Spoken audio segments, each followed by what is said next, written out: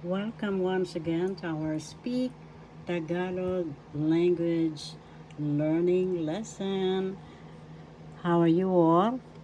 This is Miss Juanita de Guzman Gutierrez, BSEDMSED, speaking to you over the video. In Tagalog, inaanyayahan ko po kayong muli sa ating pag-aaral ng Tagalog na wika. Ito po si Binibining Juanita de Guzman Gutierrez, BSEDMSED.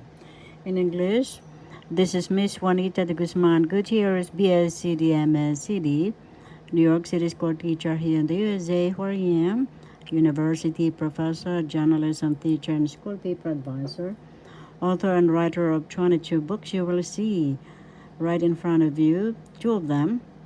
Speak Tagalog, a basic primer, is my first book among my 22 books. And the right is English Tagalog book, Christ Like Mom and Dad. In Tagalog, Maka Diyos Kristo na Tatay at Nanay. Written by yours truly, Juanita de Guzman Gutierrez, BSED, MSED. Welcome once again to our Tagalog language learning, and today we are going to discuss titik. Titik. First syllable T, second syllable tit. The accent is in the first syllable. Titik. Titik. Titik. In English, letters. Abakada. Abakada. First syllable A, second syllable ba, third syllable ka, fourth syllable da. Abakada, abakada, abakada, abakada. The accent is in the third syllable ka. In English, that's alphabet. The English language has 26 letters in the alphabet. In Tagalog, ang abakada ng wikang Ingles ay 26 na titik. Meanwhile, the abakada of the Tagalog language has 28 titik. In Tagalog, ang abakada ng Tagalog ay may 28 titik. In English, the abakada of the Tagalog language or alphabet has 28 letters or titik. Titik. There are extra letters in the alphabet in the Tagalog language. We pronounce this is in Spanish, ñ.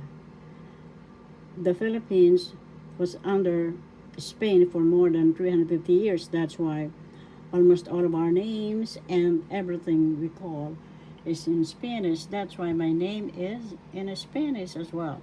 But before Spain came to our country, the Philippines, all the names were in Tagalog.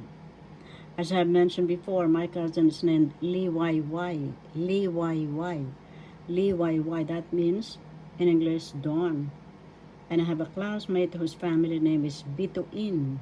Bituin. That means star in English.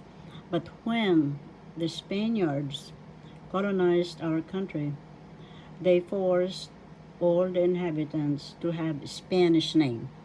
That's why my name is in Spanish. But I would like to have a Tagalog name. But I'm happy whatever God has given me. And by the way, all my 22 books you'll find worldwide at Amazon and all bookstores near you online as well, and at my 2 websites. I'm inviting you to visit my website. If you would please, Juanita Gutierrez, BSEDMSED.com, and also in my other website, JuanitaGutierrez.com. And I would like to thank all my wonderful subscribers, those who like, shares, comments, and subscribe. Please subscribe if you have not already done so, and I appreciate you all deep in my heart. To continue with our lesson, another extra titik or letters in the abacada or alphabet of the Tagalog language is ng, a morpheme ng. And so we have two parts of the abacada or alphabet in English. Patinig. Patinig. First syllable pa, second syllable ti, third syllable nig. The accent is on the second syllable. Patinig. Patinig. Patinig. In English, vowels. Whether it is singular or plural with S, it means the same word in Tagalog. Patinig. Patinig. Patinig. Vowel or vowels in English. Now, what are the patinig in Tagalog? Ano-ano ang mga patinig? They are a, e, I, o, u. Those are the vowels in Tagalog. And it is pronounced as a, e, I, o, u. That's how it is pronounced in Tagalog. Titik.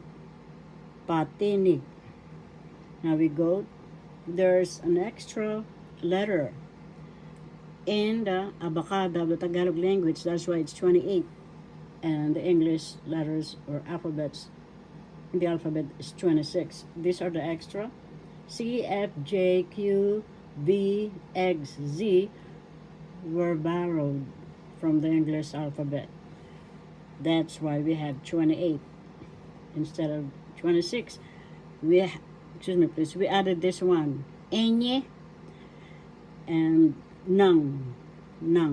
That's how it was pronounced in Tagalog. Ang bigkas, enye, nang. Yan ang bigkas. In English, that's how it is pronounced. Now we have katinig. Katinig. In English, consonant or consonants, whether it's singular or plural, it's the same Tagalog word. Katinig. First syllable ka, second syllable ti, third syllable nig. You pronounce it as katinig. Katinig. Katinig. Katinig. That's consonants in English. Now, these are the letters of the consonants or katinig in Tagalog. And we pronounce it like this. A, ba, ka, da, e, ga, ha, i, la, ma, na, enye, nga, o, pa, ra, sa, ta, u, wa, ya. So that's the katinig or consonants, letters, and how it is pronounced. In Tagalog, yan po ang mga katinig sa wika English consonants at ang bigkas ay a, ba, ka, da, e, ga, ha, i, la, ma, na, enye, nga, o, pa, ra, sa, ta, u, wa, ya. F letter is pronounced in Tagalog pa, like this one, pa, and it is pronounced pa. Let's review. Titik, letters in English. Abacada, alphabet in English. And in English, there are 26 letters. In Tagalog, there are 28. Titik. And there's an extra, enye or nang, morpheme. There are two parts of the alphabets, or titik, letters, abacada, alphabet. Patinig. Patinig. Vowels or vowel, the same word, patinig. They are a, e, I, o, u. That's how it is pronounced in Tagalog. Ito po ang baybay at bahagi ng titik o letra ng abakada ng Tagalog. Patinig. Patinig. Vowels in English. A, e, I, o, u. That's how it is pronounced. Ito po ang baybay in Tagalog.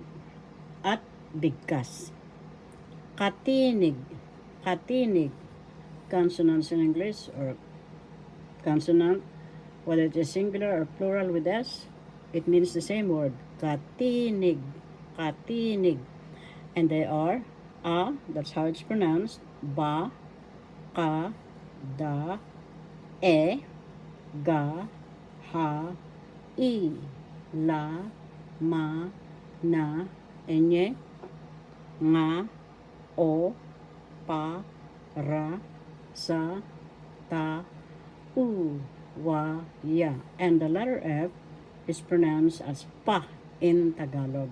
I hope that you learned something today in our titik letters abakada alphabet.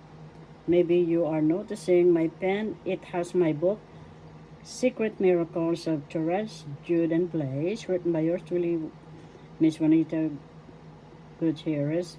They're all available worldwide. Thank you all for watching. See you all again. In Tagalog, marami pong salamat. Magkita uli po tayo. This is Miss Juanita de Guzman Gutierrez. In Tagalog, ito po si Binibining Juanita de Guzman Gutierrez, PSCD and CD. And all my 22 books, Christ Like Mom and Dad, in Tagalog, Maka Diyos Kristo na Tatay at Nanay. This is an English Tagalog book. And Speak Tagalog. And all my 22 books are available worldwide at Amazon. My book, Speak Tagalog, at OutskirtsPress.com. All bookstores near you. And at my two websites, Juanita Gutierrez, BSCDNSCD.com, and my second website, JuanitaGutierrez.com. I am inviting you to visit my two websites, and I would like to give my love, light, and gratitude to all my wonderful subscribers, those who like, shares, comments, and subscribe. Please subscribe if you have not already done so, and I appreciate you all deep in my heart. See you all again in our Tagalog language learning lesson for diplomacy, friendship, and travels. Learn a language besides your own, and we will have fun as well. In Tagalog, mag-aral po tayo ng bagong wika na hindi pa ninyo kilala at tayo po ay magsaya.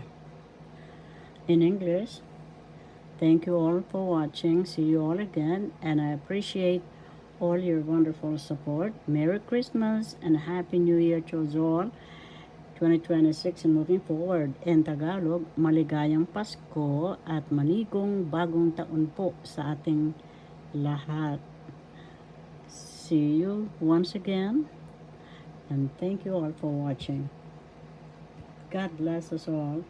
The I Am Presence, Creator Source, is right here within our heartbeats. We are all gods and goddesses indeed. Enjoy.